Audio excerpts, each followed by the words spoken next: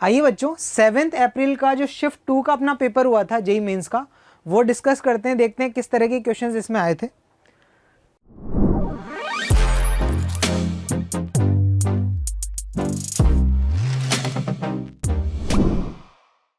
सबसे पहले क्वेश्चन पे आते हैं। Let a random variable capital X take value 0 1 2 3। अच्छा, ये जो प्रोबेबिलिटीज हैं इसके करस्पॉन्डिंग अपने को गिवन है बच्चों कि x इक्वल टू 0 के लिए और x इक्वल टू 1 के लिए जो प्रोबेबिलिटी है वो स्मॉल p है, और 2 और 3 के लिए जो प्रोबेबिलिटी है बच्चों वो यहाँ पे स्मॉल q गिवन है ना। 2 3 के रैंडम वेरिएबल के लिए प्रोबेबिलिटी q है, और एक्सपेक्टेशंस में कुछ रिलेशन दे रखा है, आपको 8p-1 की वैल्यू निकालनी है। तो बच्चों सिंपली अपन एक टेबल सी बना लेते हैं यार। यहाँ रैंडम वेरिएबल की वैल्यू डालते हैं 0 1 2 एंड 3 है ना। यहाँ उसकी प्रोबेबिलिटीज़ लिख देते हैं।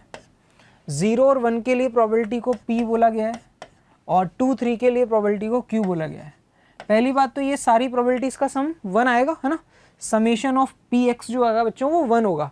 तो इन सभी का सम देख रहे हैं तो 2p + 2q की वैल्यू 1, या p + q जो आ रहा है बच्चों 1/2 आ रहा है। एक इक्वेशन तो ये वाली मिल गई। अच्छा, एक्सपेक्टेशन क्या होता है? एक्सपेक्टेशन के लिए अपन को क्या करना पड़ता है? वैल्यूज़ को प्रोबेबिलिटीज़ से मल्टीप्लाई करना है ना। यानी कि हम क्या करेंगे, हमें बोला गया e of x square calculate करो। यानी क्या करना है, जो एक्स स्क्वायर की वैल्यूज़ है उनको करस्पॉन्डिंग प्रोबेबिलिटी से मल्टीप्लाई करना है। तो अगर अपन 0 के स्क्वायर को p से मल्टीप्लाई, प्लस 1 के स्क्वायर को p से मल्टीप्लाई, 2 के स्क्वायर को p से q से मल्टीप्लाई, और 3 स्क्वायर को q से मल्टीप्लाई कर दें, तो ये अपने को क्या मिलेगा बच्चों?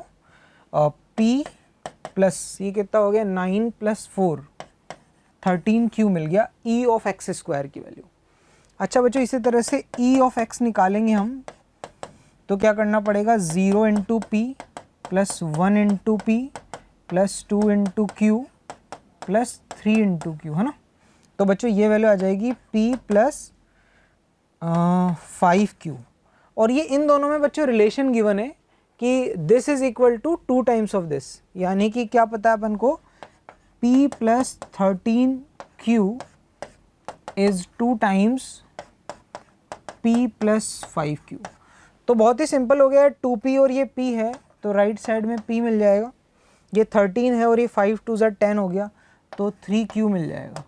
p q में रिलेशन आ गया। ये p की वैल्यू उठा के यार यहाँ डाल देते हैं, तो ये 4q इज इक्वल टू 1/2 आ रहा है। तो q की वैल्यू बच्चों आ गई 1/8। हमें p तक जाना है, तो p बच्चों कितना हो गया? 3/8 हो गया। आपको पूछा हुआ है 8p - q, तो 3 - 1 2 आ जाएगा बच्चों है ना। तो इसका आंसर सेकंड ऑप्शन आएगा। इस तरह से सॉल्व कर सकते हैं।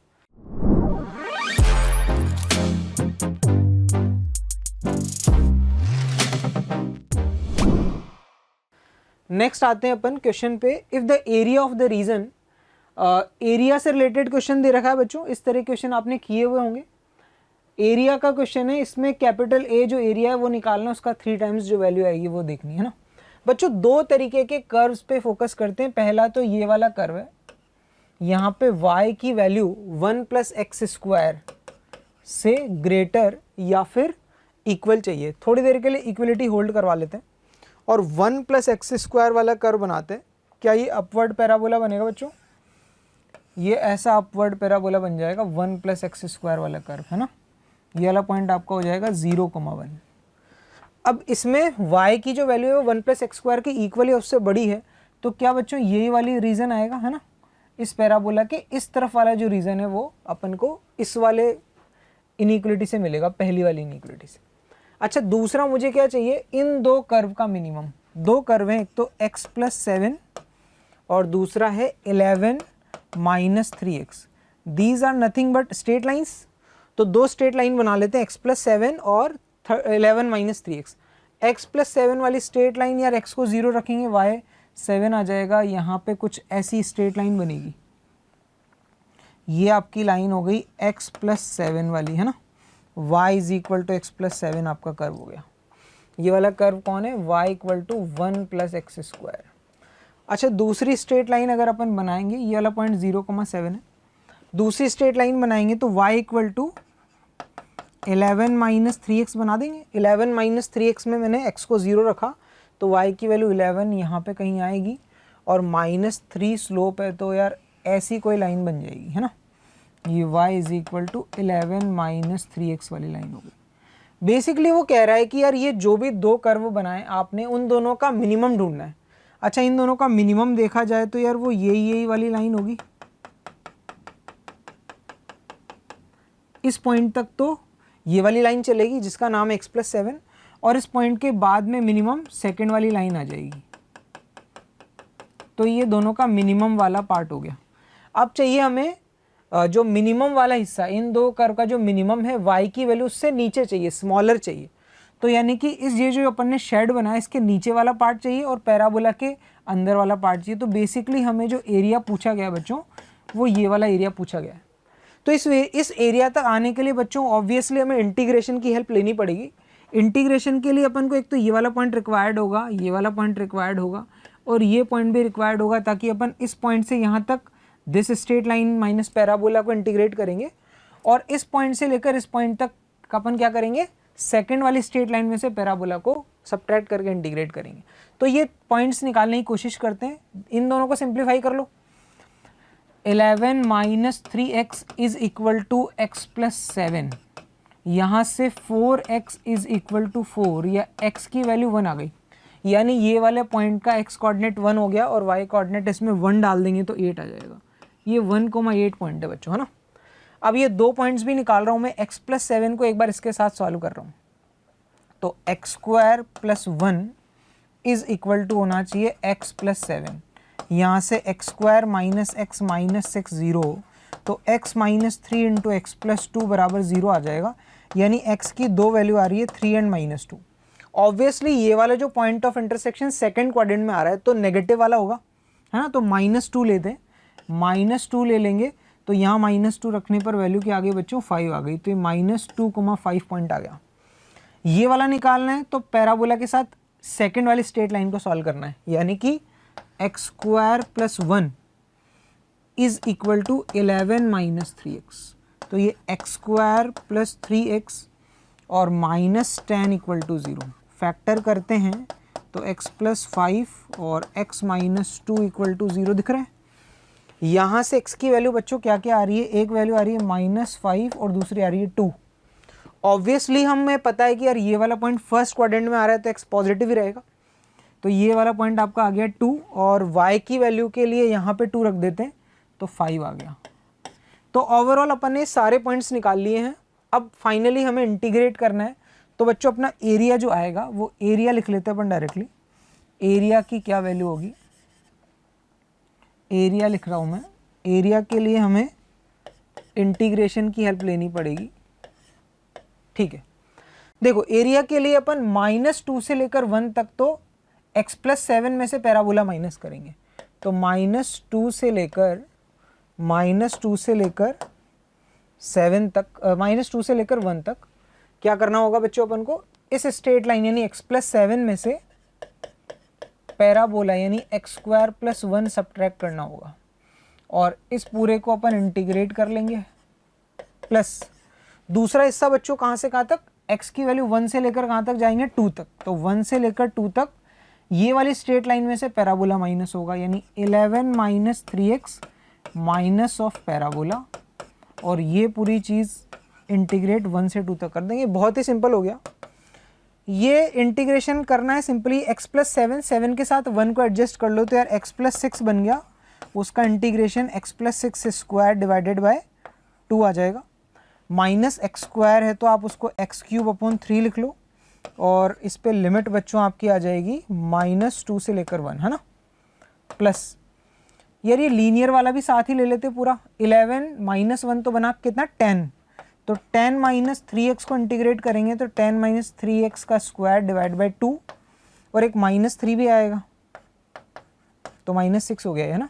और -x² का इंटीग्रेशन बच्चों क्या बन गया, x³/3, यही सब तो आना है और इसकी लिमिट क्या आ गई 1 से 2। तो अब बच्चों सिंपल हो गया यार, a की वैल्यू अपन यहाँ से इजीली निकाल सकते हैं। अब थोड़ा सा बस कैलकुलेशन वाला पार्ट है। x की जगह 1 रखना है, फिर -2 रख के सब्ट्रैक्ट करना है।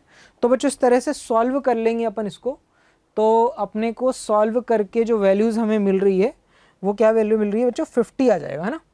और 50 आ गया तो पूछा क्या है अपने से, मतलब a की वैल्यू आपकी जो भी आ गई है उसको 3 से मल्टीप्लाई करके रिजल्ट जो आ गया 50 आ गया ना। तो फाइनल आंसर बच्चों अपना आ जाएगा इस क्वेश्चन के लिए 4th ऑप्शन 50, 3a की वैल्यू, है ना।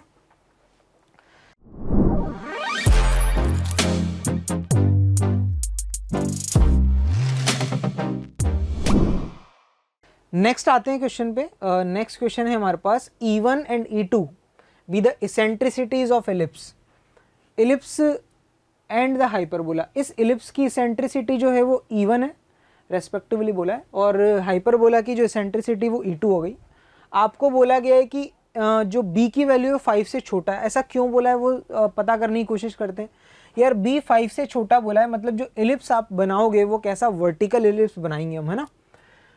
और उसके बाद में आगे बोला गया है E1 और E2 का प्रोडक्ट 1 है, eccentricities of ellipse having its axis along the coordinate axis and passing through all 4 focus. देखो क्या कहना चाह रहा है कि एक आपका वर्टिकल एलिप्स बना रखा है उसने, ऐसा कुछ वर्टिकल एलिप्स, ये वर्टिकल एलिप्स बनाया हुआ है, और एक हाइपरबोला भी बना रखा उसने, ये हाइपरबोला हो गया। अब वो ये कह रहा है कि इनकी इसेंट्रिसिटीज कह रहा है इसकी E1 उसकी E2 है, और साथ में E1 E2 का प्रोडक्ट 1 गिवन है। फिर आपको बोल रहा है कि then the eccentricity of ellipse, एक ऐसा एलिप्स की बात हो रही है having its axis along the coordinate axis, मतलब यही उसकी मेजर और माइनर एक्सिस रखनी है, एंड पासिंग थ्रू 4 फोकस। देखो यानी कि एलिप्स के जो फोकस होंगे वो तो यहाँ पर होंगे क्योंकि वर्टिकल है ना, और जो आपका हाइपरबोला है उसके फोकस यहाँ कहीं होंगे। तो आपको एक नया एलिप्स बनाना है, वो नया एलिप्स बच्चों इस तरीके से कुछ बनेगा, है ना, ये नया एलिप्स बनेगा, और इस नए एलिप्स की इसेंट्रिसिटी जो है वो हमें पूछी गई है कि भैया उसकी इसेंट्रिसिटी क्या आएगी, है ना। तो सबसे पहले यार ये E1 E2 जो दे रखा है उसकी हेल्प से B तक जाने की कोशिश करते हैं। कैसे करेंगे, बहुत ही सिंपल है। अच्छा E1 अगर आपसे पूछा जाए बच्चों तो ये आपका वर्टिकल एलिप्स है, तो आप इसको क्या बोलोगे, √1 minus a square by B square, यानी b²/25, है ना।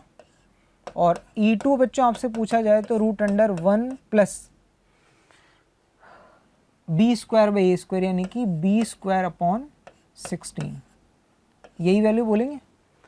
और दोनों का जो प्रोडक्ट है, अच्छा E1 और E2 का प्रोडक्ट 1 कर लेते हैं, तो E1 square into E2 square भी 1 ही होगा, यानी 1 minus b²/25 into 1 plus b²/16, ये वैल्यू 1 आ रही है ना। यहाँ से सिंपली b स्क्वायर की वैल्यू निकाल लेते हैं। b स्क्वायर को अगर मैं k एज्यूम कर रहा हूँ तो ये क्या मिलेगा मुझे, 1 minus k/25 into 1 plus k/16, ये 1 है। मल्टीप्लाई करते हैं तो इन दोनों से मिल गया अपने को k² डिवाइडेड बाय 25 इंटू 16।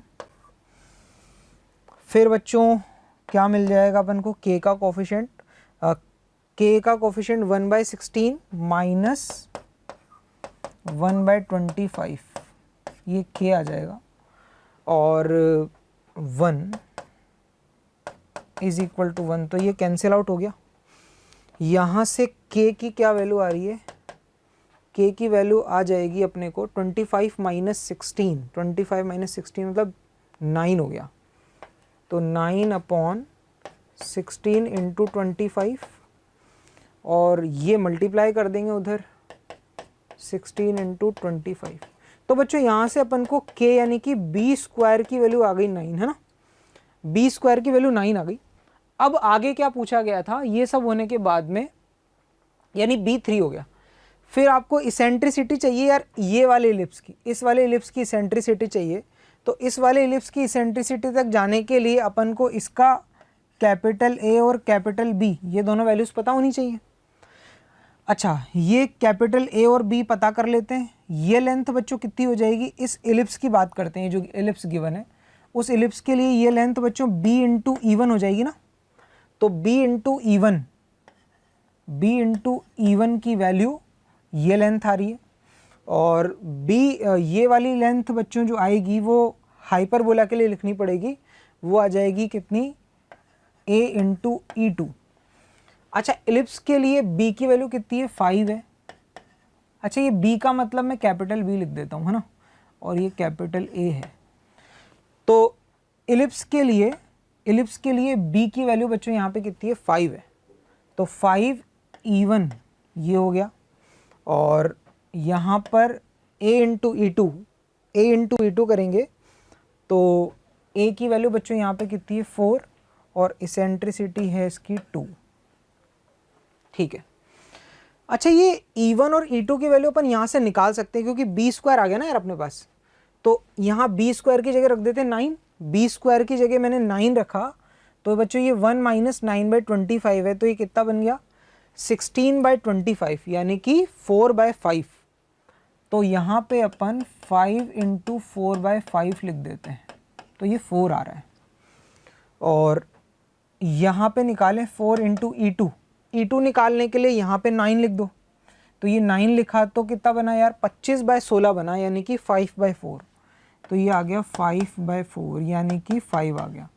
यानी कि ये जो एलिप्स बनेगा उसमें ये वाली लेंथ जो आ रही है वो 4 आ रही है, और ये वाली लेंथ क्या आ रही है, 5 आ रही है।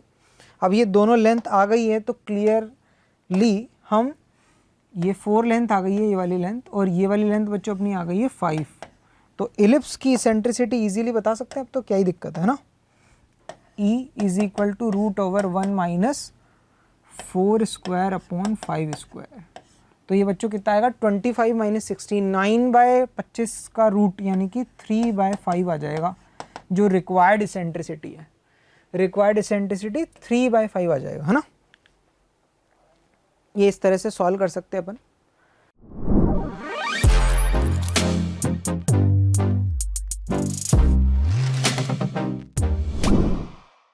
नेक्स्ट आगे बढ़ते हैं बच्चों अपन। क्वेश्चन गिवन है, let the system of equations, वापस से वही क्रेमर रूल पे बेस्ड क्वेश्चन है, मैट्रिक्स डिटर्मिनेंट से। Let the system of equation, 3 equations given है, लैम्डा म्यू रियल नंबर है, हैव इनफाइनेटली मैनी सॉल्यूशंस। अच्छा सिस्टम का इनफाइनेटली मैनी सॉल्यूशंस है, then number of solutions of this system if x y z are integers and satisfy this inequality. अब देखो बच्चों थोड़ा सा लॉजिकली सोचना है, इसको अपन थोड़ा वेक्टर थ्योरी की हेल्प से भी सोच सकते हैं कि यार ये 3 इक्वेशंस हैं, तो क्या ये प्लेन के इक्वेशंस को रिप्रेजेंट कर रहे होंगे।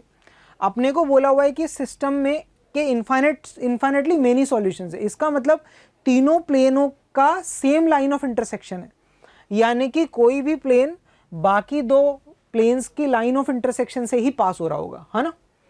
अच्छा अब मुझे क्या लैम्डा और म्यू निकालने में कोई इंटरेस्ट है क्या, बिल्कुल नहीं है। मुझे लैम्डा म्यू के बारे में तो उसने जो भी इंफॉर्मेशन दी है, हमें एक्स वाई जेड के बारे में इंफॉर्मेशन है कि यार एक्स वाई जेड इंटीजर्स हैं और साथ में 7 और 77 के बीच में वेरी कर रहा है तीनों का सम। तो एक काम क्यों नहीं कर ले यार, लैम्डा म्यू से मुझे लेना देना ही नहीं है। अगर मुझे इसका जो सॉल्यूशन लिखना है वो अपन इन 2 प्लेन की हेल्प से ही तो लिख सकते हैं, क्योंकि इनका जो सॉल्यूशन आएगा वो लाइन ऑफ इंटरसेक्शन आने वाला है ना।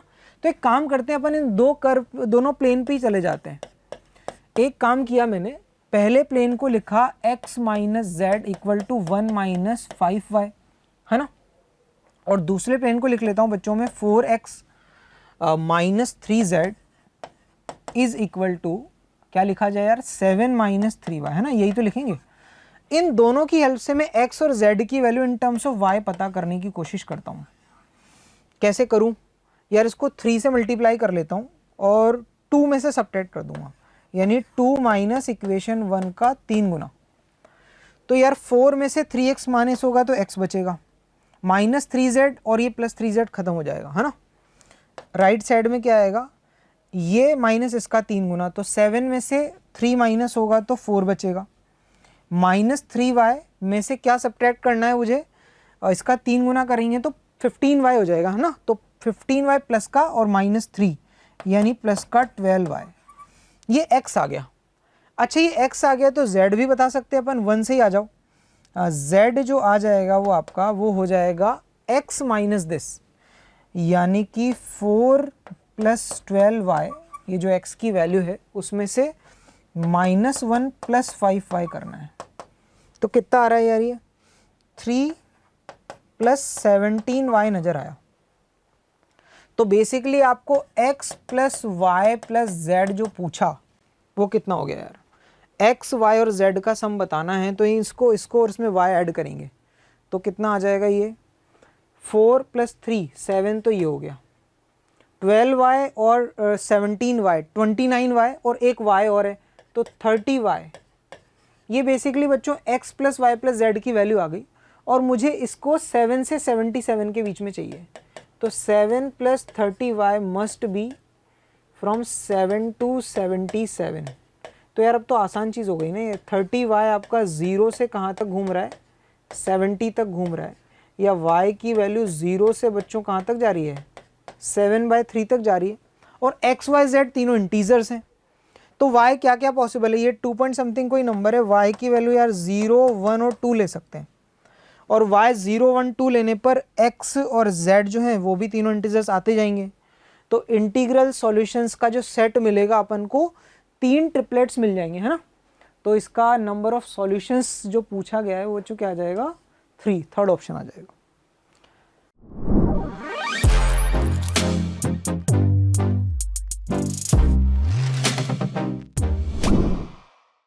नेक्स्ट क्वेश्चन पे आते हैं।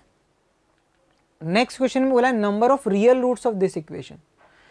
बहुत ही बेसिक सा प्रॉब्लम है बच्चों, मॉड्यूलस का बेसिक टाइप का क्वेश्चन हो गया है ना। बस इसमें अपन को ओपन करना है मॉड्यूलस को, 2 और 3 क्रिटिकल पॉइंट्स हैं। 3 से बड़ी वैल्यू के लिए दोनों मॉड पॉजिटिव से ओपन हो जाएंगे। पॉजिटिव से ओपन होंगे तो एक क्वाड्रेटिक बनेगी, इसको सॉल्व करते हैं। क्या आएगा यार, x² आएगा, -2x आएगा और प्लस का 3x आएगा, तो प्लस का x हो जाएगा। और कांस्टेंट टर्म देखें तो -9 और +1 यानी -8 ऐसा आ रहा है। यहाँ पर x की वैल्यू बच्चों आएगी -b + -√b² -4ac, तो 33 हो गया अपॉन 2a। अब ये जो दोनों वैल्यूज आ रही हैं उसमें से यार -1 -√33/2 तो रिजेक्ट कर दो, क्योंकि वो 3 से बड़ी तो है नहीं, है ना। एक वैल्यू आ रही है √33 -1/2। क्या ये वैल्यू √3 से बड़ी है क्या? √33 आपका लगभग बच्चों 5 पॉइंट समथिंग कोई नंबर होगा, 5.6 मान लेते हैं। 5.6 -1 करा तो 4.6, 2 से डिवाइड करेंगे तो 3 से बड़ा तो नहीं आ रहा, है ना। तो यार दोनों की दोनों वैल्यू रिजेक्ट हो जाएगी। दूसरे केस में आते हैं 2 से 3 के बीच में। 2 से 3 के बीच में यार ये तो प्लस से ओपन होगा, ये माइनस से ओपन होगा, तो x² - 2x तो एज इट इज मिलेगा, और ये माइनस से ओपन होगा तो ये जो 3x मिल रहा था वो -3x हो गया, और जो -9 था प्लस का 9 हो गया, है ना, +1 = 0। ये इक्वेशन बन गई यार x² - 5x + 10 = 0। ये तो प्लस से ओपन हो रहा है, ये माइनस से होगा, ये माइनस से हो जाएगा तो सही लिखा है ना। अब इसका सॉल्व करके वैल्यू देखते हैं। यार इसका तो d नेगेटिव आ रहा है, b² - 4ac, 25 - 40 नेगेटिव है, तो यहाँ से तो कुछ भी नहीं मिलना। 2 से छोटे के लिए आएंगे तो यार ये दोनों की दोनों टर्म्स नेगेटिव से ओपन होगी, तो ये जो x² उसकी जगह -x² दिखेगा, ये जो -2x दिख रहा है वो +2x दिखेगा, ये जो 3x है वो -3x, और -9 की जगह +9 + 1 = 0। ये वैल्यू क्वाड्रेटिक बनाएं इसको अगर, तो x² बन रहा है, -x को उधर ले गए +x हो गया, और -10 = 0।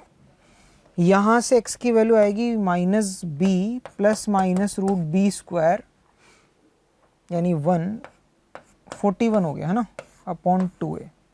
तो बच्चों दो वैल्यू आ रही है, -1 - √41/2 और -1 + √41/2, है ना। अब ये देख लो कि 2 से छोटा छोटा कौन सा, ये तो है पक्का नेगेटिव है इसलिए, है ना। √41 बच्चों आपका कितना समथिंग नंबर हो गया, 6 पॉइंट समथिंग हो गया, 6.5 मान लो। 6.5 -1 करेंगे तो 5.5 / 2 करेंगे तो 2 से बड़ा जा रहा है ये भी, तो ये भी रिजेक्ट करो। तो ओवरऑल बच्चों एक ही x की वैल्यू जो सेटिस्फाई कर रही है, इसका आंसर आपका 4th ऑप्शन आ जाएगा, है ना। तो इस तरह से इसको सॉल्व कर सकते हैं।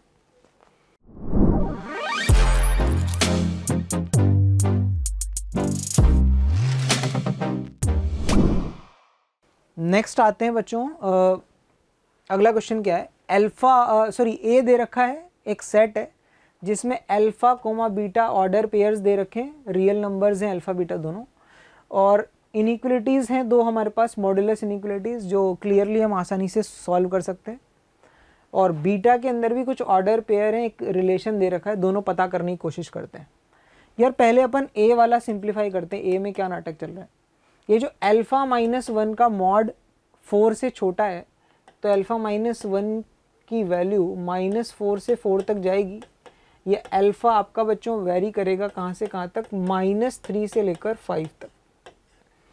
ऐसे ही जो आपका बीटा -5 का मॉड है वो 6 से छोटा है, यानी बीटा -5 आपका -6 से 6 तक वेरी करेगा, यानी बीटा की वैल्यू बच्चों -1 से 11 तक जा रही है। ठीक है, तो ओवरऑल ये सब वैल्यूज अपन को ए वाले सेट के अंदर मिल रही है ना। फिर आगे आते हैं, बी सेट को ध्यान से देखो। यार बी सेट को ध्यान से देखें तो थोड़ा थोड़ा ना इलिप्स का फील आ रहा है।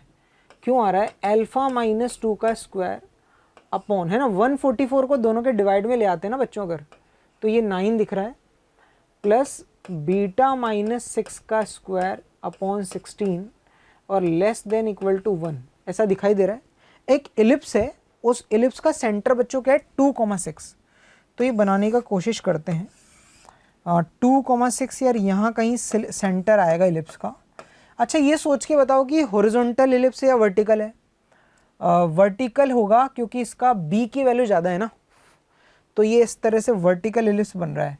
4 आ रहा है तो 4 ऊपर तक जाएगा, यानी कि ये 2,10 इसका पीक पॉइंट बोल सकते हैं, और यहाँ से 4 नीचे आएगा तो 2,2 तक आएगा ये, है ना। ऐसे राइट और लेफ्ट में बच्चों इसका ए की वैल्यू कितनी है, 3 है ना, तो 3 आगे शिफ्ट करेंगे तो ये पॉइंट आपका 5,6 बना, और 3 पीछे शिफ्ट करेंगे तो ये आपका -1,6 बना, यानी ऐसा सा कुछ एलिप्स बनता हुआ नजर आ रहा है, ऐसा वर्टिकल एलिप्स है ये। अच्छा और क्या कह रहा है, ये जो अल्फा और बीटा की बारे में बात हो रही है वो भी देख लेते हैं। ये कह रहा है अल्फा आपका -3 से 5 तक वेरी कर रहा है। अल्फा है एक्स कोऑर्डिनेट, है ना, तो एक्स कोऑर्डिनेट -3 यहाँ कहीं होगा, और 5 तो बिल्कुल यहीं पे कहीं होगा।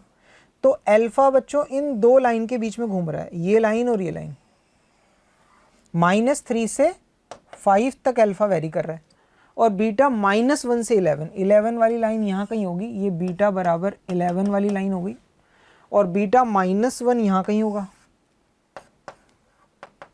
तो बीटा इसके बीच में घूम रहा है, अल्फा इसके बीच में घूम रहा है, तो ये वाला पूरा जो पोर्शन है वो किसको रिप्रेजेंट कर रहा है बच्चों, ये पूरा ए वाले सेट को रिप्रेजेंट कर रहा है। और इलिप्स में लेस देन इक्वल टू 1 है, तो ये अंदर वाला है ना, इलिप्स के अंदर का हिस्सा जो है बच्चों वो क्या है आपका, सेट कौन सा वाला है, ये वाला सेट आपका बी है। तो साफ साफ दिख रहा है बी पूरा का पूरा ए के अंदर आ रहा है, यानी बी ए का सबसेट हो जाएगा, आंसर नंबर 4 आ जाएगा, है ना। आगे बढ़ते हैं।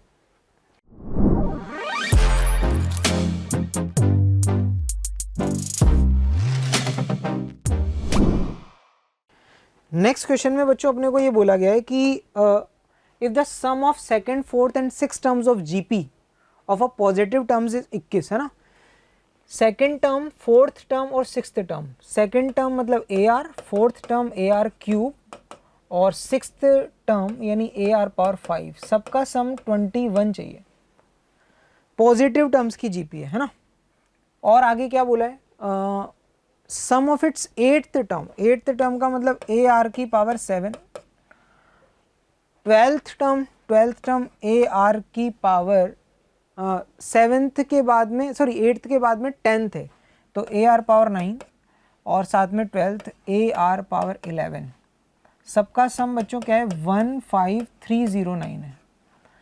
एक तो बात समझ में आ रही है कि यार ये आर की पावर 6 यहाँ से कॉमन ले लो, तो ये बचा A R plus A R cube plus A R power कितना 5 बचेगा, ये 15309 है, और यार इसकी वैल्यू 21 है ना, तो आर की पावर 6 निकाल लो आप, 15309 डिवाइडेड बाय 21, इसको कैंसिल आउट कर दो यार, किससे करें, 3 से कर दें, 3 7 जा और 3 5 15, 1 0 3, 7 से भी कैंसिल आउट करते हैं इसको, तो 7 2 0 14 और 9, तो 729 बड़ा ही सुंदर सा नंबर आ गया यार। r की पावर 6 729 है, क्या ये 3 पावर 6 होता है? तो r की वैल्यू यार दो पॉसिबल है वैसे तो, 3 और -3 है ना, पर अपने को बोला पॉजिटिव टर्म्स है, पॉजिटिव टर्म्स की अगर जीपी है तो कॉमन रेशो नेगेटिव तो ले नहीं सकते ना, क्योंकि उसमें ऑल्टरनेट टर्म्स प्लस माइनस आने लग जाती हैं, तो फिर r की वैल्यू 3 चलेगी। फिर कह रहा है सम ऑफ फर्स्ट 9 टर्म्स, तो सिंपल है यार, r की वैल्यू 3 यहाँ रख देंगे। r की वैल्यू 3 रख के क्या a की वैल्यू आसानी से निकाली जा सकती है, तो r 3 रख के a निकाल लेंगे, और a अगर आ गया तो a आ गया, r आ गया, और फिर फर्स्ट 9 टर्म्स का सम, तो सिंपल 9 टर्म्स की जीपी का सम का फॉर्मूला लगा देंगे। इस तरह से सॉल्व कर सकते हैं।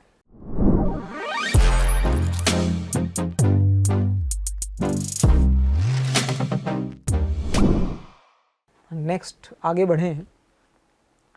कंसीडर द लाइन्स, L1 एक लाइन है 3D के अंदर, L2 भी दूसरी लाइन है।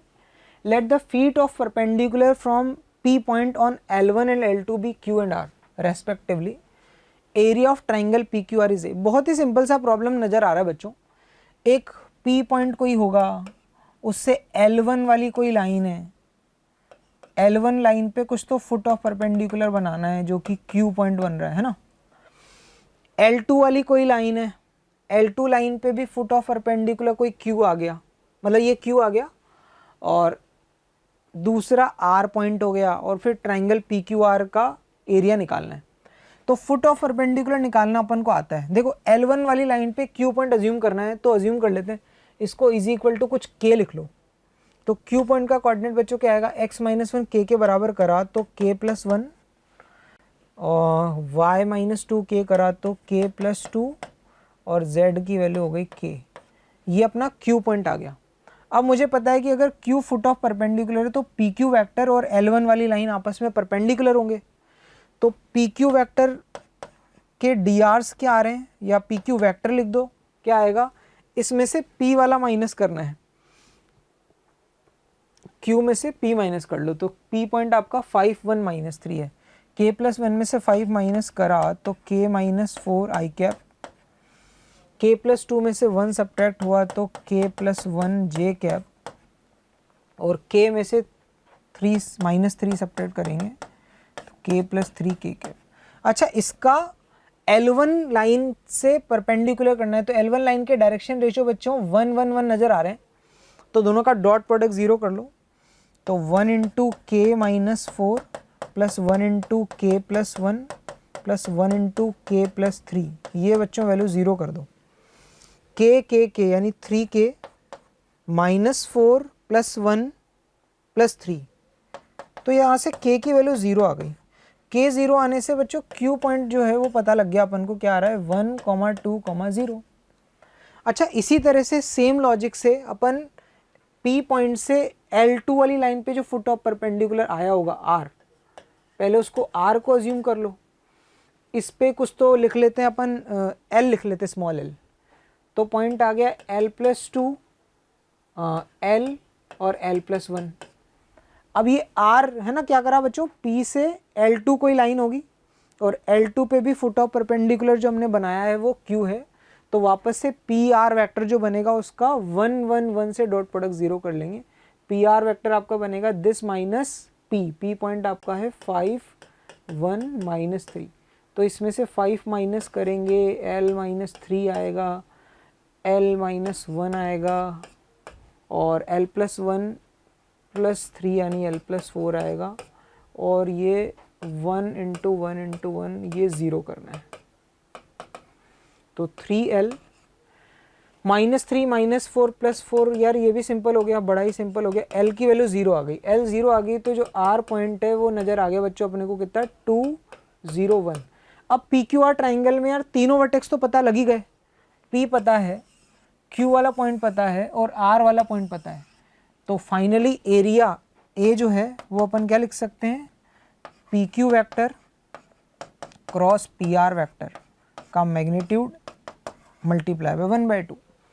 तो ए आ जाएगा, तो फिर फाइनली 4a² निकाल ही सकते हैं, है ना। इस तरह से सॉल्व कर लेंगे।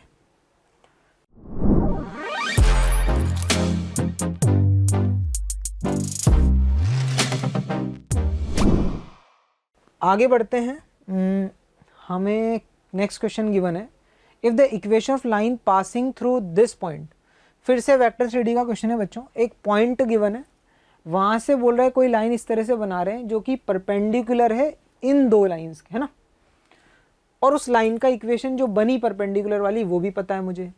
तो कुछ अननोन उसने यूज करें ABCD, तो इनके सबकी वैल्यूज निकालनी है और साथ में फिर A + B + C + D बताना है ना। पहली चीज तो ये कि इस पॉइंट से एक लाइन ऐसी बना रहे हैं जो ये, इसका नाम थोड़ी देर के लिए मानते हैं यार ये L1 लाइन है, और ये वाली लाइन थोड़ी देर के लिए मानते हैं कि L2 लाइन है। तो ये L1 और L2 दो लाइन मैंने बना दी। अब एक लाइन ऐसी मैं बना रहा हूँ जो पॉइंट कौन से पास हो रही है, 0, -1/2 और 0 से पास हो रही है, और L1 L2 दोनों के ही परपेंडिकुलर, है ना। ये 3D में डायग्राम है तो इस तरह से बना लिया मैंने, है ना। और साथ में इसी लाइन का इक्वेशन ये भी है। तो बच्चों एक चीज़ समझो कि यार इसका मतलब ये हुआ ना कि यही वाली लाइन जो है वो L1 के परपेंडिकुलर भी है और यही वाली लाइन L2 के ही परपेंडिकुलर है। तो दोनों के जो डायरेक्शन रेशियोज हैं उनका डॉट प्रोडक्ट 0 कर लेते हैं, ठीक है। तो ये अपनी लाइन L मान लेते हैं जो L वाली लाइन है। तो पहला कंडीशन L1 परपेंडिकुलर L है वो लिख लेते हैं। अच्छा, ये जो L1 है तो ये उसके डायरेक्शन रेशियोज हैं, क्या है, 1A और B। और अपनी जो L वाली लाइन है उसके डायरेक्शन रेशियोज क्या है, -2D और -4। तो इनका डॉट प्रोडक्ट 0 करो। 1 × -2 A × D और B × -4, ये 0 हो जाएगा, है ना। एक इक्वेशन तो ये नजर आ रही है। इसी तरह से L2 और L भी परपेंडिकुलर कर दो। इसके डायरेक्शन रेशियो यहाँ से मिलेंगे, उसका इसके साथ डॉट प्रोडक्ट 0 करो। -B को -2 से मल्टीप्लाई करेंगे तो 2B, A को D से करेंगे तो AD, और साथ ही साथ 5 को -4 से करेंगे -20, ये 0। ये दो इक्वेशन आ गई। पहली चीज़ तो ये है ना। क्या यहाँ से कुछ अच्छी बात नज़र आ रही है यार? इसमें से इसको माइनस कर लो, 2B - 4B यानी 6B। क्या किया मैंने, 2 में से 1 माइनस कर रहा हूँ, इक्वेशन 2 - 1। तो 6B, AD कैंसिल हो गया, -20 + 2 -18 यानी = 18 लिख देते हैं। B की वैल्यू 3 आ गई।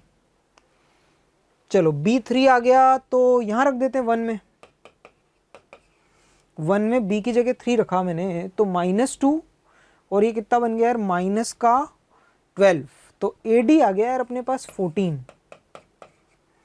और क्या अच्छी बात है, ये दो इन्फॉर्मेशन तो चलो आ गई। और क्या करें यार, ये जो लाइन है, ये जो लाइन L है वो इस पॉइंट से भी तो पास हो रही है ना, 0 - 1/2 0। तो 0 - 1/2 0 इसमें रख के सेटिस्फाई करा देते हैं यार। 0 - 1/2 = -1/2 यहाँ रखेंगे तो 4 - 1/2 कितना हो जाएगा यार, ये 3.5 हो जाएगा, 7/2, है ना। अपॉन में D और = Z की जगह 0 लिखेंगे तो -C/-4 यानी C/4। ठीक है, ये कितना है, 1/2 तो है। तो ये माइनस उड़ा रहा हूँ मैं ना, 1/2 C/4 के बराबर किया तो C की वैल्यू आ गई 2। और क्या करूँ, ये आपका 1/2 बराबर 7/2D, 2D काटा तो D की वैल्यू आ गई 7। यार सब कुछ आ गया, अब तो और क्या चाहिए। C आ गया, D आ गया, B आ गया, यहाँ से D की वैल्यू 7 डाल दो, A भी आ गया। A कितना है, A है 14/D यानी 14/7, 2 आ गया। ठीक है, ABCD सब आ गया, तो वैल्यूज सबका ABCD का सब निकाल लेंगे ना।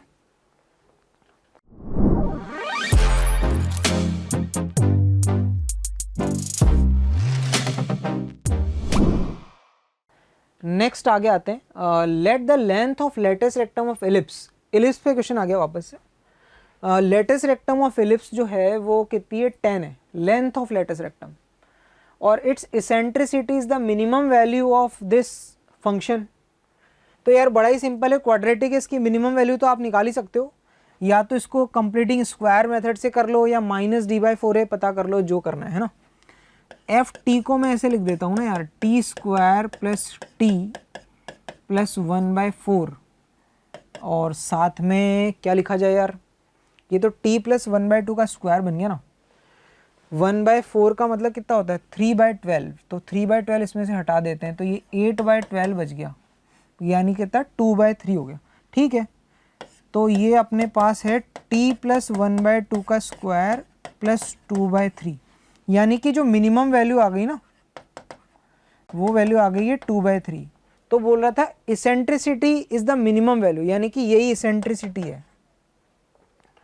और लेंथ ऑफ लेटेस्ट रेक्टम, अच्छा लेटेस्ट रेक्टम की लेंथ पे जाने के लिए हमें पहली बात तो पता होना चाहिए कि यार ए छोटा है बी बड़ा है, कौन है, बोला नहीं है कुछ, तो सिमेट्री होगा यार, a square plus b square same ही आ रहा होगा दोनों रिजल्ट में। एक एक करके मान लेते हैं ए ग्रेटर देन बी है, ए ग्रेटर देन बी है तो length of latus rectum 2b² a बोलेंगे अपन, और ये 10 के बराबर है, तो यहाँ से बी स्क्वायर की वैल्यू आ गई 5 है। अच्छा बी स्क्वायर आ गया है, ई पता है, हमें ए स्क्वायर प्लस बी स्क्वायर तक जाना है, तो ई का फॉर्मूला लगा देते हैं, e square equal to 1 minus b square by a square. E square का मतलब 4/9 is equal to 1 minus b square की जगह में लिख देता हूँ 5a अपॉन ए स्क्वायर, तो एक ए काट देंगे यहाँ से, है ना। ठीक है, तो ये कितना हो गया यार 4/9 माइनस, तो 5 upon A is equal to 5/9, तो ए की वैल्यू आ गई 9, ए 9 आ गया, तो बी का स्क्वायर भी आ गया कितना 45, और ए 9 आ गया, बी इसका स्क्वायर 45 आ गया, तो ए स्क्वायर प्लस बी स्क्वायर बता देंगे 81 प्लस 45। ठीक है, और अगर ए लेस देन बी लेते हैं तो भी बच्चों बस रिवर्स हो जाएगा और फिर से रिजल्ट वही रहने वाला है।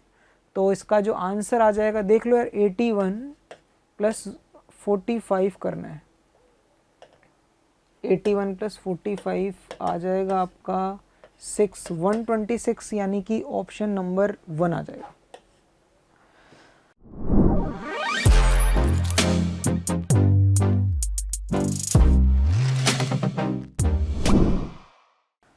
नेक्स्ट आगे बढ़ते हैं। If the locus of z कोई कॉम्प्लेक्स नंबर है, कॉम्प्लेक्स नंबर का क्वेश्चन आ गया, such that real part of this plus real part of this equal to 2 is a circle of radius r and centre A B, बताओ कि ये क्या है ना। तो देखो सिंपल सी बात है, पहली बात तो यार इस क्वेश्चन को देख के थोड़ा सा ऑब्जर्व करो, क्या ऑब्जर्व करो कि यार अगर ये कॉम्प्लेक्स नंबर w है तो ये वाली चीज उसका कॉन्जुगेट दिखा क्या आपको, है ना। अगर real part of w plus real part of w conjugate 2 बोला है तो दोनों का रियल पार्ट तो सेम ही होता है ना यार, w कॉन्जुगेट है ना, और w दोनों का रियल पार्ट तो सेम ही होगा, तो दोनों का सम 2 है, इसका मतलब w जो है उसका रियल पार्ट 1 है ना। तो इसका मतलब मुझे समझ में आया कि रियल पार्ट ऑफ w की वैल्यू 1 चाहिए मुझे। w नंबर क्या है यार, z माइनस 1 अपॉन, अब इसको x प्लस आइटा वाई से कर लेते हैं आगे, है ना। तो एक काम करते हैं, w का रियल पार्ट 1 बनाने की कोशिश करते हैं। पहले w देख रहा हूँ मैं है क्या, w है अपने पास x plus iota y minus 1 करूँगा तो x minus 1 plus iota y आ जाएगा। नीचे में x प्लस आइटा वाई का डबल करेंगे तो 2x आ गया, और 1 प्लस 2y आयोटा आ जाएगा। अब इसका रियल पार्ट 1 होना चाहिए, तो इसका रियल पार्ट 1 बनाने के लिए इसके कॉन्जुगेट से मल्टीप्लाई डिवाइड करो, यानी कि 2x minus 1 plus 2y iota से मल्टीप्लाई और डिवाइड। तो ठीक है, न्यूमरेटर में रियल पार्ट कैसे बनेगा यार, ये x माइनस 1 2x से मल्टीप्लाई हुआ तो 2x इंटू एक्स माइनस 1 बना, फिर आयोटा y को इससे मल्टीप्लाई करेंगे तो माइनस माइनस प्लस बन गया, क्योंकि आयोटा स्क्वायर बनेगा ना, तो प्लस में बच्चों आएगा y इंटू 1 प्लस 2y। और मैं सिर्फ रियल पार्ट ही लिख रहा हूँ अब, है ना, आयोटा वाला पार्ट नहीं लिख रहा। डिवाइड में ये एक w है, मतलब ये एक कॉम्प्लेक्स नंबर है और ये उसका कॉन्जुगेट है, तो क्या लिख लें, सीधा सीधा इनके रियल पार्ट का स्क्वायर प्लस इमेजिनरी पार्ट का स्क्वायर। और ये वैल्यू 1 के बराबर। तो बहुत सिंपल सा एक सर्कल आता हुआ नज़र आ रहा है। देखो 2x square minus 2x plus y plus 2y square is equal to, right side में कितना आ गया, 4x square plus 4y square plus 4y plus 1। 4x square minus ये तो बन गया 2x square, 4y square minus 2y square तो 2y square. 2x को इधर लाते हैं तो प्लस 2x हो गया, और y का कोफिशिएंट 4y, y से यहाँ बना 3y प्लस 1 बराबर 0। तो बहुत सिंपल सा बन गया यार, सर्कल बन गया, X square plus Y square plus X plus 3/2y plus 1/2 बराबर 0। तो सर्कल का इक्वेशन आ गया, और सर्कल का इक्वेशन आ गया तो आपको इसका सेंटर और रेडियस पूछा है तो यार फर्जी क्वेश्चन है अब तो, है ना। सेंटर -g - f होता है और radius root of g square plus f का -c, वो निकाल के इसका जो भी आंसर आएगा 18 आंसर आएगा इसका ना।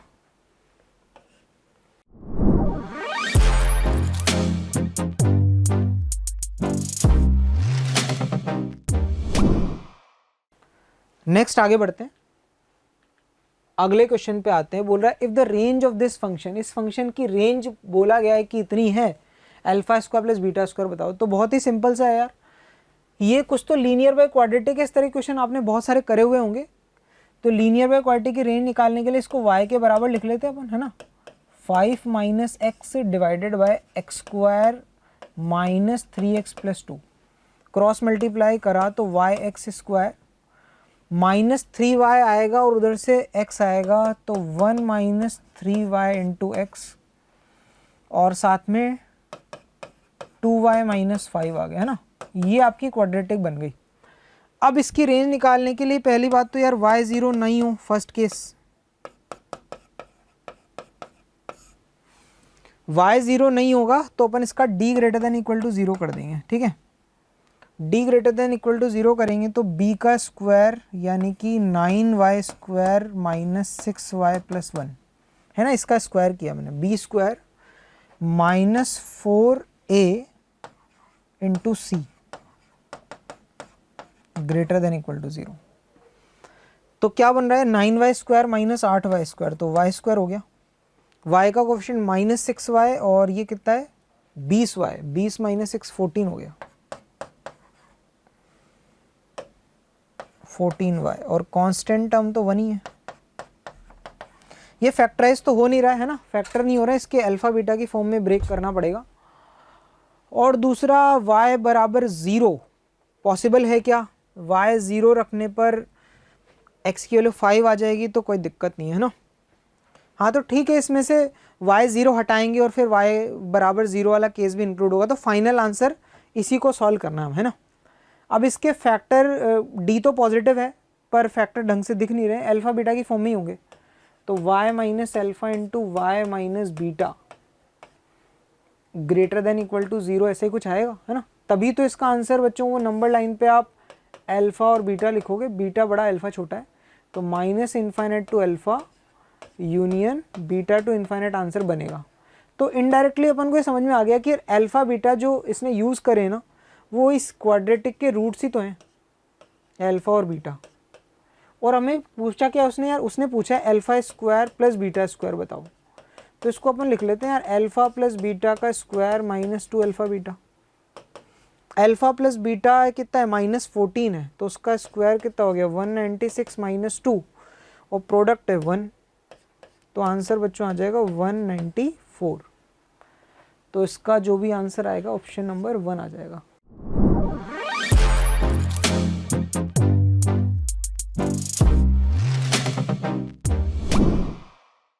क्वेश्चन नंबर 13 दिया हुआ है, वेक्टर ए और बी दिए हुए हैं, दोनों का मैग्नीट्यूड सेम है, ये कंडीशन दी हुई है और हमसे वैल्यू पूछ रहा है modulus vector a plus b का होल स्क्वायर अपॉन में मॉड ए का स्क्वायर, ठीक है।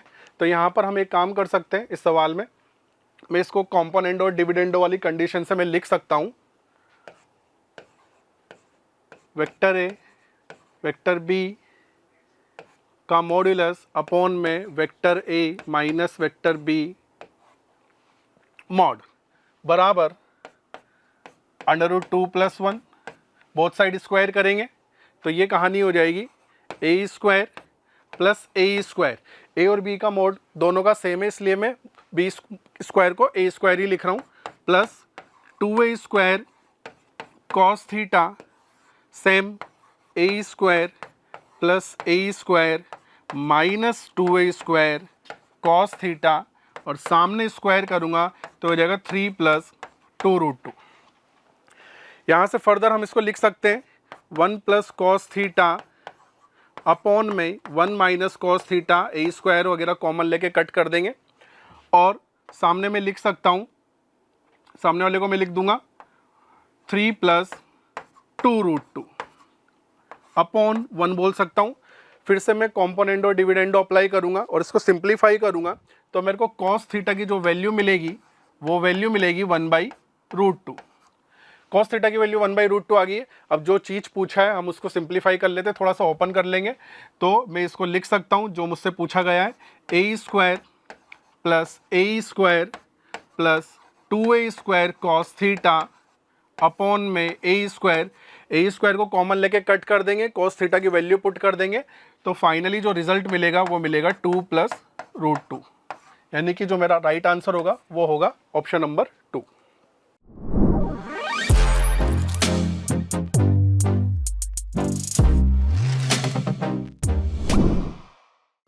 नेक्स्ट क्वेश्चन देखते हैं।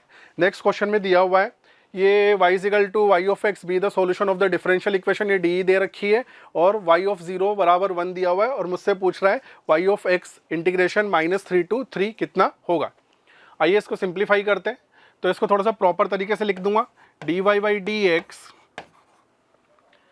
माइनस का 2xy अपॉन में x² + 1 इजिकल टू ये हो जाएगा x² + 1 का होल स्क्वायर, तो x² 1 का डिवाइड देंगे तो यहाँ पे रह जाएगा x² + 1 और साथ में cos x।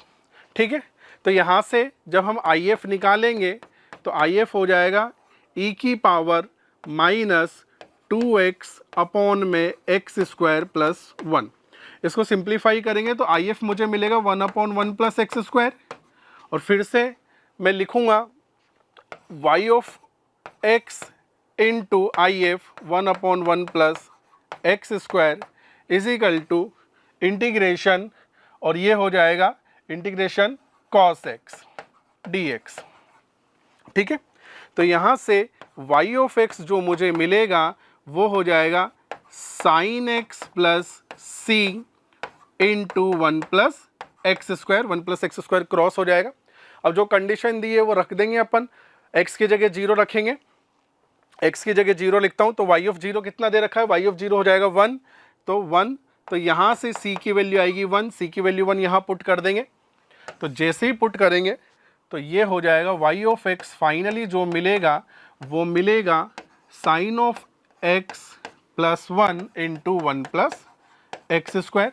ये y of x आ चुका है, इस y of x को यहाँ पुट कर देंगे और इसको थोड़ा सा प्रॉपर्टी लगा के जब सॉल्व करेंगे तो फाइनली आपको मिलेगा 0 से 3 1 + sin x 1 + x² plus 1 minus sin x into 1 + x²। 1 + x² common आ जाएगा, प्लस sin x से माइनस sin x कैंसिल हो जाएगा, 1 + 1 2 हो जाएगा, 2 बाहर आ जाएगा। ठीक है, और 1 + x² को इंटीग्रेट करूंगा तो x + x³/3 लिख दूंगा, और ये हो जाएगा 0 से 3, और जब अपन इसको सॉल्व करेंगे तो ये कुछ इस तरीके से मिलेगा 3, और ये हो जाएगा 27, और ये 9 हो जाएगा, और 12 × 2 24, यानी कि ऑप्शन जो राइट होगा वो हो जाएगा ऑप्शन नंबर 4।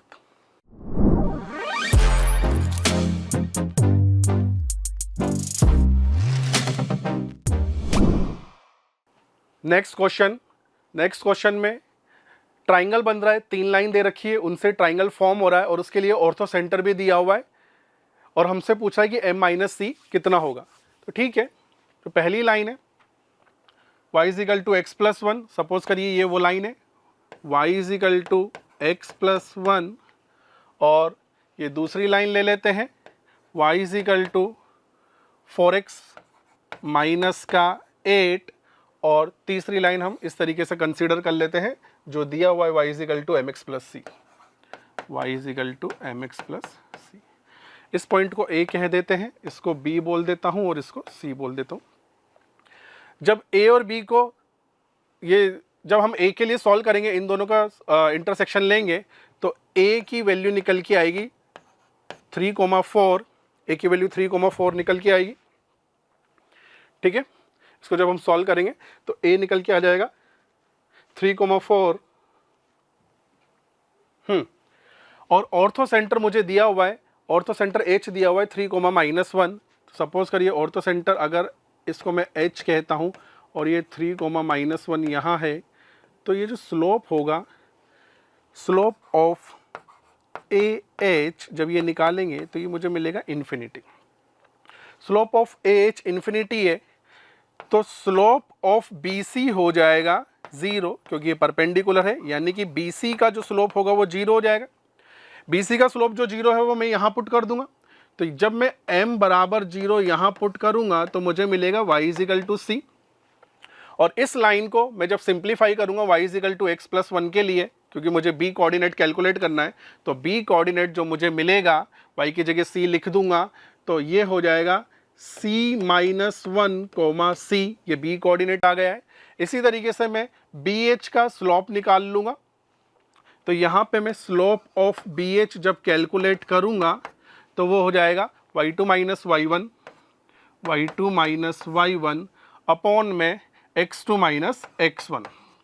कुछ इस तरीके से स्लोप निकल के आएगा BH का स्लोप, और BH जो है वो परपेंडिकुलर होगा AC पर, तो स्लोप ऑफ AC जो हो जाएगा, स्लोप ऑफ AC जो होगा वो हो जाएगा माइनस का c-4 अपॉन में c+1, ये स्लोप ऑफ AC। और यहाँ से स्लोप ऑफ AC नज़र आ रहा है 4 के बराबर नज़र आ रहा है, तो स्लोप ऑफ AC जो निकाला उसको 4 के बराबर करूँगा। इसको सिंप्लीफाई अगर करता हूँ तो c की वैल्यू निकल के आएगी 0, यानी कि m भी 0 c भी 0। मुझसे m माइनस c पूछा था, तो फाइनल आंसर निकल के आएगा 0, option number 3।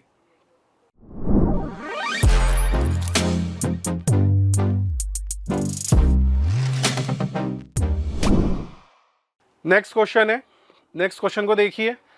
nth term of AP an बोला है, Sn दिया हुआ है 700 के बराबर है, सिक्स्थ टर्म दिए 7 और सेवंथ टर्म का सम दिया हुआ है 7 के बराबर, तो पूछ रहा है an किसके बराबर होगा। ठीक है, जो भी कंडीशन दी है वहां से बात कर लेते हैं। तो सिक्स्थ टर्म 7 के बराबर है, तो इसको मैं लिख दूंगा a + 5d is equal to 7। ठीक है, एक इक्वेशन तो ये बन गई। और सेवंथ टर्म का सम दिया है 7 के बराबर, तो वहां से हो जाएगा S7 को मैं लिख सकता हूं n/2 ब्रैकेट में 2a प्लस n-1 यानी कि 6 हो जाएगा इंटू d। ठीक है, ये हो जाएगा 7 के बराबर, 7 से 7 कैंसिल हो जाएगा, 2 कॉमन लेके कट कर देंगे, तो a + 3d बराबर हो जाएगा 1। ये हो जाएगी इक्वेशन नंबर 2। 1 में से 2 को माइनस कर देंगे, जैसे ही 1 में से 2 को माइनस करूंगा तो 2d बराबर हो जाएगा 6, d की वैल्यू आएगी 3, d की वैल्यू 3 आएगी, यहाँ पुट कर दूंगा, सेकंड में पुट करता हूं तो a की वैल्यू आ जाएगी -8। a आ गया, d आ गया। ठीक है, अच्छा अभी Sn जो 700 के बराबर है उसका यूज करते हैं, तो Sn का फॉर्मूला लिखता हूं n/2 ब्रैकेट में 2a, a निकाल चुके हैं, माइनस का 8 तो 2a हो जाएगा -16 plus n-1 into D, D की जगह 3 पुट कर दूंगा, और ये जो होगा वो 700 के बराबर होगा। ठीक है, जब इसको सिंप्लीफाई करेंगे तो यहां से n की वैल्यू निकल के आएगी 25, n 25 आ गया। हमसे an पूछा है, तो यानी कि an जो होगा अभी वो हो जाएगी 25th टर्म, और इसको लिखूंगा a + 24d, a दिया हुआ है -8 प्लस 24, डी निकाल चुके हैं 3, तो हो जाएगा -8 + 72, तो ये हो जाएगा 64, यानी कि राइट ऑप्शन होगा option number 3।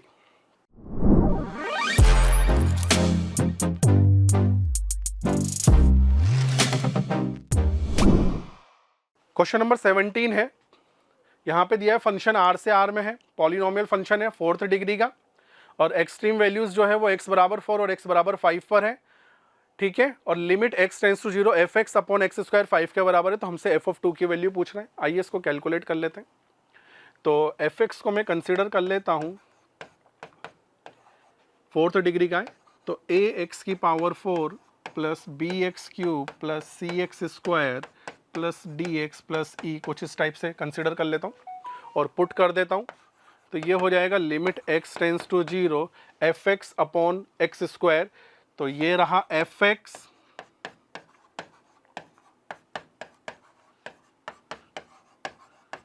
Upon x square, ठीक है। लॉपिटल रूल लगाएंगे, 0/0 फॉर्म बनेगी, तो उसके लिए e को 0 होना पड़ेगा। एक कहानी समझ में आती है, e 0 हो जाएगा। लॉपिटल रूल से सिंप्लीफाई करेंगे तो d 0 होगा और c की वैल्यू मिलेगी मुझे 5 के बराबर। अच्छा, ये किसके बराबर चल रहा है? ये 5 के बराबर भी चल रहा है, ठीक है। इसलिए c की वैल्यू यहाँ से निकल के आ जाएगी 5। फिर से ये सारी वैल्यू फंक्शन में पुट कर देंगे एफ एक्स में, तो फाइनली एफ एक्स जो हो जाएगा वो हो जाएगा कुछ इस टाइप से, ए एक्स की पावर 4 बी एक्स क्यूब और 5x स्क्वायर, डी और ई दोनों 0 हो गए, तो ये एफ एक्स हो गए। इसको डिफ्रेंशिएट करूंगा, एफ डैश एक्स बराबर 0 करूंगा, तो जब एफ डैश एक्स बराबर 0 करूंगा और एक्सट्रीम वाली कंडीशन अप्लाई करूंगा तो a की वैल्यू मिलेगी 1/8 और b की वैल्यू मिलेगी -3/2। a और b आ जाएगा, तो फाइनली मेरा एफ एक्स आ जाएगा, ठीक है। एफ एक्स फाइनली मुझे मिल जाएगा। जो एफ एक्स होगा वो हो जाएगा x/4 8 माइनस का 3/2 x cube plus 5x square, ठीक है। और f(2) पूछा है तो x बराबर 2 पुट कर देंगे और सिंप्लीफाई करेंगे तो f(2) की वैल्यू निकल के आ जाएगी 10 के बराबर, यानी कि राइट ऑप्शन होगा ऑप्शन नंबर 2।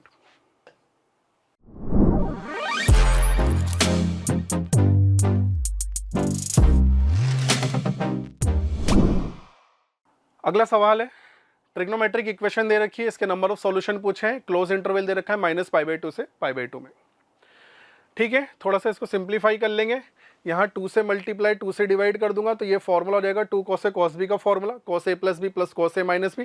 तो 2 से मल्टीप्लाई 2 से डिवाइड करके फॉर्मूला ओपन कर रहा हूँ और थोड़ा सा जमा देंगे इसको, तो यहाँ से ये मिल जाएगा, ये हो जाएगा cos a प्लस बी यानी कि 5θ/2 और cos a माइनस बी यानी कि cos 3θ/2, ठीक है।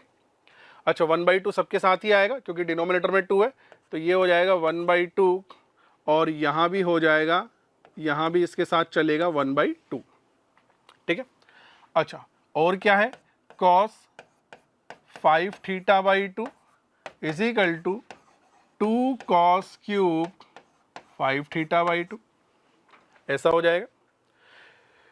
cos 5θ/2 वाली टर्म ऐड कर लेते हैं, तो इनको हम ऐड कर लेंगे, तो ये हो जाएगा 3/2 cos 5θ/2 और ये 1/2 टाइम्स ऑफ cos 3θ/2 और सामने चल रहा है 2 cos क्यूब 5θ/2।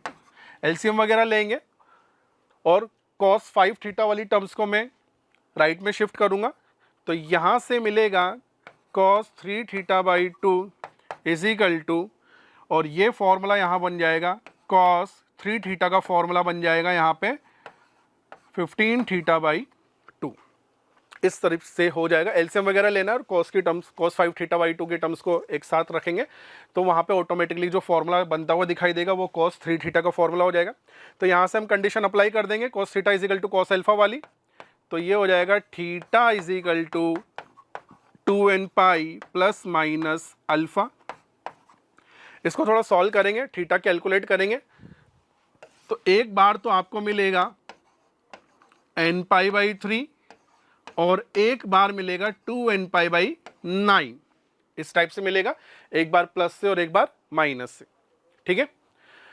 तो यहां पर जो हम देखेंगे n की वैल्यू पुट कर करके जो जिसके लिए थीटा इस इंटरवल में आए, तो यहां जब आप देखोगे तो n होगा -1 0 और 1, इस n के लिए जो सॉल्यूशन मिलेंगे वो इस इंटरवल में आएंगे, और यहाँ पर हो जाएगा n जो होगा -2, -1, 1 और 2। तो यहाँ से देखेंगे n की जो टोटल वैल्यूज हो जाएंगी वो 7, तो हम बोलेंगे कि इस इंटरवल में टोटल सॉल्यूशन आएंगे 7 सॉल्यूशन। तो राइट आंसर होगा ऑप्शन नंबर 2।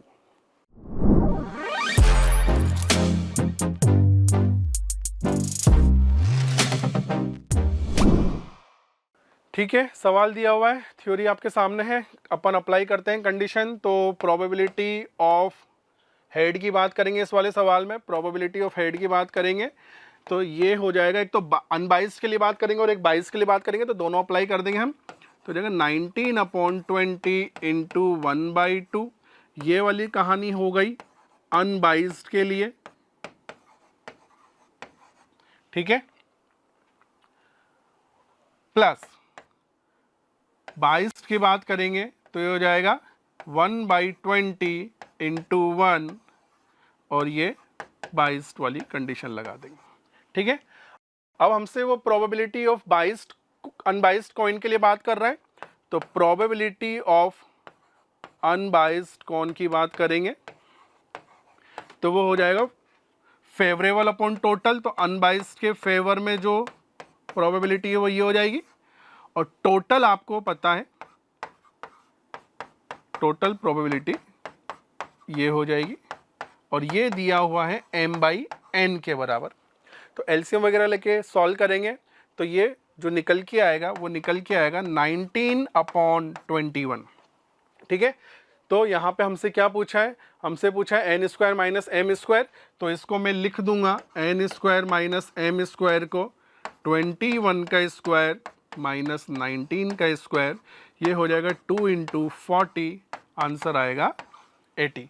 तो राइट ऑप्शन होगा ऑप्शन नंबर 3।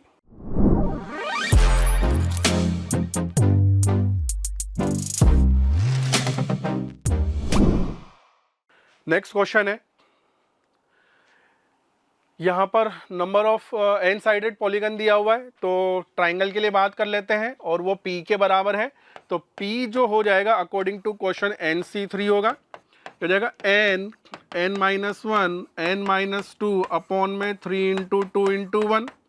सिमिलरली q के लिए बात करूंगा, जो क्वाड्रिलेटरल के लिए बोला गया है, nc4 वाली कंडीशन अप्लाई कर दूंगा, n-1 n-2 into n-3 upon में हो जाएगा 4 इंटू 3 इंटू 2 इंटू 1। अब मुझे पता है p plus q is equal to 1 है, तो मैं p और q दोनों की वैल्यू यहाँ पुट कर दूंगा, 1 के बराबर रखूंगा, और जब इसको मैं सिंप्लीफाई करूंगा तो मुझे n जो मिलेगा वो मिल जाएगा 8। तो n 8 आ जाएगा, वो एलिप्स के लिए रख देंगे। तो एलिप्स जो मिलेगा वो मिलेगा x² upon 16 plus y² upon 8 बराबर 1। तो इसेंट्रिसिटी हो जाएगी इसकी 1/√2। तो राइट आंसर होगा ऑप्शन नंबर फर्स्ट।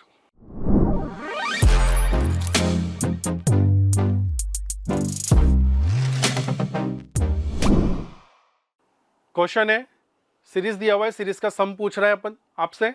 तो यहाँ पर मैं शुरुआत करूँगा 1 माइनस एक्स की होल पावर 20 से, और इसको अगर मैं ओपन करता हूँ तो ये हो जाएगा 20c0 minus 20c1 x plus 20c2 x square, और ये माइनस हो जाएगा।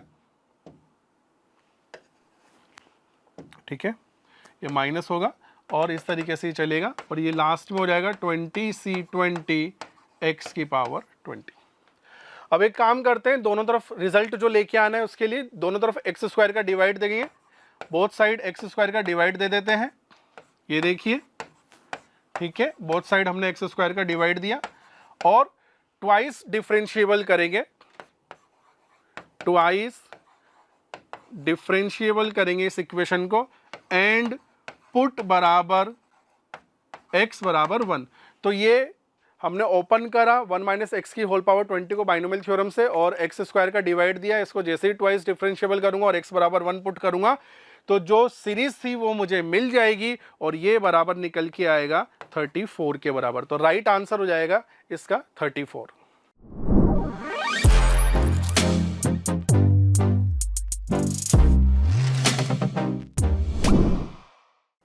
सवाल दिया हुआ है, इक्वेशन है, उसके रूट्स दिए हुए हैं अल्फा टी और बीटा टी। तो मैं यहाँ पे सम ऑफ रूट अप्लाई कर देता हूँ। तो जैसे ही मैं सम ऑफ रूट अप्लाई करूँगा तो a प्लस बी हो जाएगा limit t tends to 1 plus, और ये हो जाएगा माइनस b बाई ए, तो माइनस और b बाई ए, तो ये हो जाएगा t प्लस 2 की होल पावर 1/6 माइनस 1 अपॉन में t प्लस 2 की होल पावर 1/7 माइनस 1। ठीक है, यहाँ पे एल हॉस्पिटल रूल लगा देंगे तो ये चलेगा, हमारा माइनस बाहर आ जाएगा और ये हो 1/6 आगे आएगा, और t प्लस 2 की पावर हो जाएगा 1/6 माइनस 1, तो ये जाएगा माइनस का 5/6 अपॉन में 1/7 आगे आएगा, और t प्लस 2 की होल पावर हो जाएगा माइनस का 6/7। ठीक है, तो यहाँ से a प्लस बी जो मुझे मिलेगा वो a प्लस बी हो जाएगा minus times of 7/6, minus times of 7/6, ये तो 1 हो जाएगा।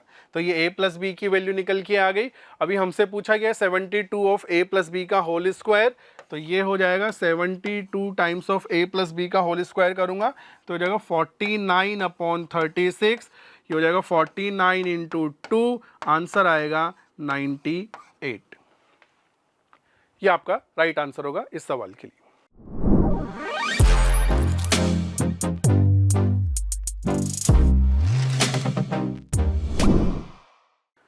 Question number 23, transverse axis and conjugate axis of hyperbola, उसकी लेंथ दिया हुआ है 2 है और 2b दिया हुआ है। ठीक है, फोकस दिया हुआ है -5,0, डायरेक्ट्रिक्स की इक्वेशन दी है 5x + 9 = 0। ठीक है, और ये पॉइंट जो है वो हाइपरबोला के ऊपर है और product of focal distance p के बराबर है, तो हमसे 4p की वैल्यू पूछ रहा है। शुरू करते हैं। तो यहाँ से साफ साफ पता चल रहा है कि a किसके बराबर दिया हुआ है, 5 के बराबर दिया हुआ है, और a/e डायरेक्ट्रिक्स से जब आप देखोगे तो वो आ जाएगा 9/5। तो जब इन दोनों का प्रोडक्ट करेंगे तो a² की वैल्यू आएगी 9, तो a की वैल्यू हो जाएगी 3 और b की वैल्यू आएगी 4। तो इक्वेशन ऑफ हाइपरबोला क्या हो जाएगी, इक्वेशन ऑफ हाइपरबोला वो हो जाएगी x² अपॉन 9 माइनस का y² अपॉन 16 = 1। इसके लिए इसेंट्रिसिटी निकालूंगा तो वह निकल के आएगी 5/3, इसेंट्रिसिटी 5/3 हो जाएगी। ठीक है, अब ये जो पॉइंट दिया हुआ है अल्फा कोमा 2√5 वो हाइपरबोला को सेटिस्फाई करेगा, तो सेटिस्फाई करा देते हैं हाइपरबोला की इक्वेशन पे। तो ये हो जाएगा α² अपॉन 9 माइनस का 2√5 का स्क्वायर, यानी कि हो जाएगा 20 अपॉन में 16 = 1। ठीक है, x की जगह अल्फा पुट कर दिया और y की जगह 2√5 पुट कर दिया, और इसको सिंप्लीफाई करूंगा तो अल्फा की वैल्यू जो निकल के आएगी, अल्फा की वैल्यू मुझे मिल जाएगी, यहाँ से अल्फा की वैल्यू मिलेगी मुझे 9/2। ठीक है, अल्फा की वैल्यू मुझे 9/2 मिलेगी, तो जो पॉइंट होगा वो पॉइंट फाइनली मिल जाएगा 9/2, 2√5। ठीक है, अभी क्या बोल रहा है, प्रोडक्ट ऑफ फोकल डिस्टेंस, तो प्रोडक्ट ऑफ फोकल डिस्टेंस क्या हो जाएगा,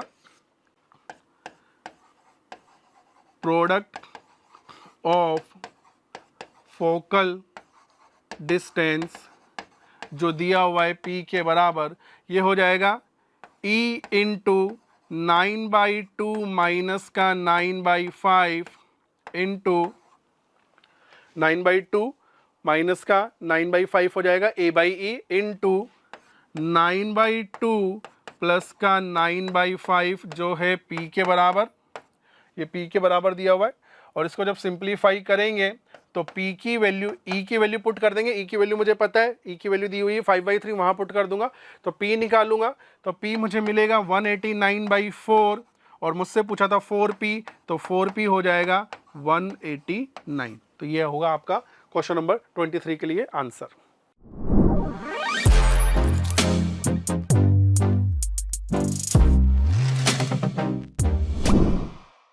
क्वेश्चन नंबर 24। ठीक है, तो इस क्वेश्चन में क्या करना है, इसको हम लिख सकते हैं 1 + x² + 1/x की पावर 4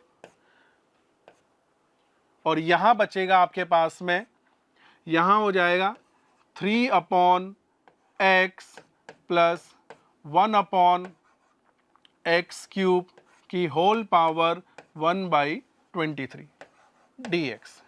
इस टाइप से लिख देंगे अपन इसको, ठीक है। अब एक काम करते हैं, जो ये 3/x प्लस 1/x³ दिया हुआ है, इसको हम कहते हैं t की पावर 23। तो ये हो जाएगा माइनस का 3/x² और ये हो जाएगा माइनस का 3/x की पावर 4, ठीक है। ये हमने माना है, बोथ साइड डिफरेंशिएशन कर दिया, और यहाँ पर हो जाएगा 23 t की पावर 22 dt, ठीक है। और यहाँ भी हमारा dx हो जाएगा साथ में, इस टाइप से हो जाएगा। अब ये सब्स्टिट्यूट कर देते हैं तो ये क्वेश्चन हो जाएगा। अच्छा, यहाँ से एक काम करो, पहले -3 कॉमन ले लो, -3 को कॉमन लेके नीचे भेज देंगे, तो ये हो जाएगा 1/x² प्लस 1/x की power 4 dx is equal to minus का 23/3 t की पावर 22 dt, ठीक है। तो ये हमको दिखाई दे गया यहाँ पे, ठीक है। तो ये सब्स्टिट्यूट करेंगे, जैसे ही आप यहाँ पे सब्स्टिट्यूट करोगे तो ये कुछ इस तरीके से हो जाएगा, माइनस का 23/3 और इंटीग्रेशन t की पावर 22 और यहाँ पे t बच जाएगा तो ये जाएगा t की पावर 23 dt, ठीक है। इस तरीके से हो जाएगा। तो ये हो जाएगा माइनस का 23/3 इंटू टी की पावर 24/24 प्लस c हो जाएगा, ठीक है। और जो t माना था उस t को वापस यहाँ पुट कर देंगे, तो ये t हमने यहाँ से t की वैल्यू निकाल लेंगे, तो ये हो जाएगा माइनस का 1/3 23/24 और t जो आएगा वो हो जाएगा 3/x प्लस 1/x³ की whole power 24/23 plus c। Compare कराएंगे, जो राइट साइड में दिया हुआ है उससे कंपेयर कराएंगे। तो जब हम कंपेयर कराएंगे तो यहाँ से अल्फ़ा की वैल्यू आएगी, अल्फ़ा की वैल्यू मुझे मिलेगी 23, बीटा की वैल्यू मिलेगी -1 और गामा की वैल्यू मिलेगी -3। और जब मैं alpha plus beta plus gamma add करूँगा, तीनों को ऐड करूँगा, तो मुझे मिलेगा, रिजल्ट मिलेगा 19। तो राइट आंसर होगा 19 क्वेश्चन नंबर 24 के लिए।